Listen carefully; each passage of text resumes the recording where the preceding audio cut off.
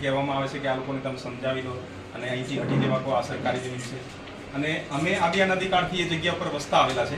અમને ખબર નથી કે આ સરકારી છે કે અમારી જગ્યા છે. અમે કહીએ છીએ અમે વર્ષોથી ખેડીએ છીએ એટલે અમારી જગ્યા છે, પણ ખબર નહીં શું સરકારે યોજના બનાવી છે એ કંઈ ખબર નથી.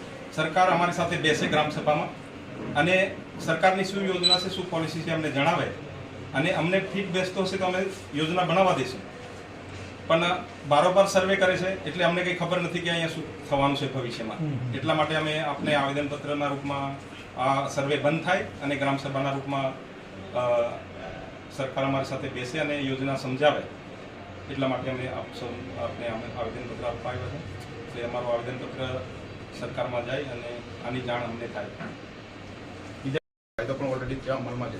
5મી અનુસૂચિ વિસ્તાર છે ત્યારે જો આ સરકાર આદિવાસી સમાજ આદિ અનાદિકાળથી વસવાટ કરે છે અને અમારા વિસ્તારના અમારી જિલ્લા પંચાયતના જેટલા પણ ગામડાઓ છે 25,000 કરતાં વધારે લોકો છે અને 62 જેટલા ગામો આવેલા છે. એમાં ઓલરેડી અમારી જમીનો પર ડબલ તોતેરો લાગેલો છે. 1800 મહેસૂલ અધિનિયમ 1879ની અંતર્ગત કાયદા પ્રમાણે તમામને અમારી નોંધો પડેલી છે ડબલ તોતેરોની. ત્યારે સરકાર અમારા પાસેથી જ્યાં કીધું એમ કે સર્વે કરે છે ત્યારે ગામના લોકોને પણ ખબર નથી કે સર્વે શેનું ચાલી રહેલું છે. એટલે ત્યાં ભયનો માહોલ છે અને બધા ગામવાળા ડરી રહેલા છે કે અમારી જમીનો છીનવાશે. ત્યારે આ આવેદનપત્ર થકી તમે તાલુકાના એક જવાબદાર વ્યક્તિ તરીકે અમારું આવેદન ઉપર સુધી પહોંચાડો અને અમને નિષ્પક્ષ રીતે અમારો આનો જવાબ મળે એવો આગ્રહ તમારી પાસે રાખીએ છીએ. કન્યારબારી સાંકડીબારી એ ખરેખર ગામના લોકોને જે જનતા છે, પબ્લિક છે, એમને ખબર નથી એમ કહેવા માંગે છે. જે જમીનના માલિક છે એમાં જ ઘર બહાર આવેલા છે તો એમને પૂછ્યા વગર કેવી રીતે સર્વે કરે? અને ગામના લોકો કહે છે કે અમને કોઈ ખબર જ નથી. તો બહુ દુઃખની બાબત છે. આની પર જે પણ આવતા હશે, જ્યાંથી પણ આવતા હશે, પણ એમની પર ધ્યાન રાખે. આ બહુ દુઃખની બાબત છે. એટલા માટે સાહેબ અમે રજૂઆત કરીએ છીએ. તો આ લોકો જ્યાં છે ક્યાં અને આ જે સર્વે ચાલે છે બરાબર, તો એને કઈ જગ્યા લઈ જવું, કઈ જગ્યાએ વસવાટ કરવું, કેમ કે જમીન એમાં છે, ઘર એમાં છે, તો એમાં જે કઈ વૈકલ્પિક જગ્યા તો એને કરેલી નથી. તો આ ભારાભાર આવીને સર્વે કરે છે તો એમને એના જે દર્દની એને કેટલું દુઃખ થતું હશે. ગ્રામસભાની પરમિશન પણ નથી લીધી સાહેબ. ગામના લોકોને આધારમાં રાખીને તમારા આગેવાનોની આ જે સરપંચો છે, જિલ્લા પંચાયતના સભ્ય છે, એમના એક મિટિંગ આપણે પ્રાંત મેડમે લીધી છે. આમ તો 2 વખત આપણે મિટિંગ રાખી હતી, એક મિટિંગ આપણે ફેલ. ડુંગર એરિયા છે, બધા ડુંગર એરિયાના અમારા વિસ્તાર કેટલા વર્ષોથી 200 વર્ષ પહેલા અને મૂળ માલિકાની આદિવાસી જમીન અમારી છે. તો આ બાર કેવી રીતે સરકાર અમારું સર્વે કરી શકે? ખરેખર સર્વે ના કરવું જોઈએ અને ગામ લોકોને પૂછવું જોઈએ અને ગામમાં આવીને જાણ કરવું પડે. તમને પણ જાણ કરે તો પછી તમારે ત્યાં આવવું જોઈએ. આ તો બરોબર પછી ધમકાવે ને એવું કરે એ ના ચાલે સાહેબ. ચલવી નહીં લઈએ એવું તો ના.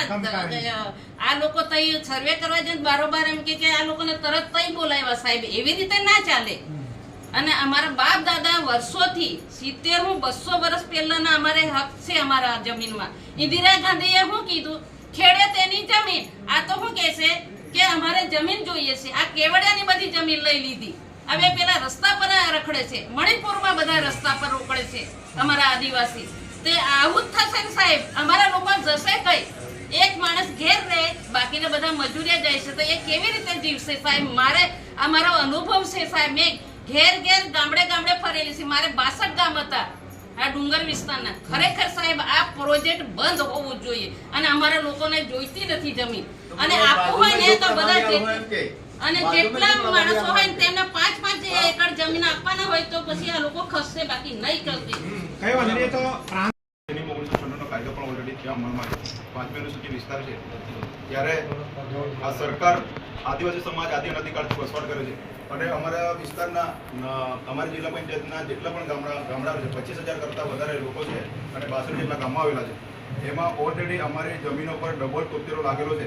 1800 મહેસૂલ અધિનિયમ 1879ની અંતર્ગત કાયદા પ્રમાણે તમામને અમારી નોંધો પડેલી છે ડબલ તોતેરોની. ત્યારે સરકાર અમારા પાસેથી જ્યાં કીધું એમ કે સર્વે કરે છે ત્યારે ગામના લોકોને પણ ખબર નથી કે સર્વે શેનું ચાલી રહ્યું છે. એટલે ત્યાં ભયનો માહોલ છે અને બધા ગામવાળા ડરી રહેલા છે કે અમારી જમીનો છીનવાશે. ત્યારે આ આવેદનપત્ર થકી તમે તાલુકાના એક જવાબદાર વ્યક્તિ તરીકે અમારું આવેદન ઉપર સુધી પહોંચાડો અને અમને નિષ્પક્ષ રીતે અમારો આનો જવાબ મળે એવો આગ્રહ તમારી પાસે રાખીએ છીએ.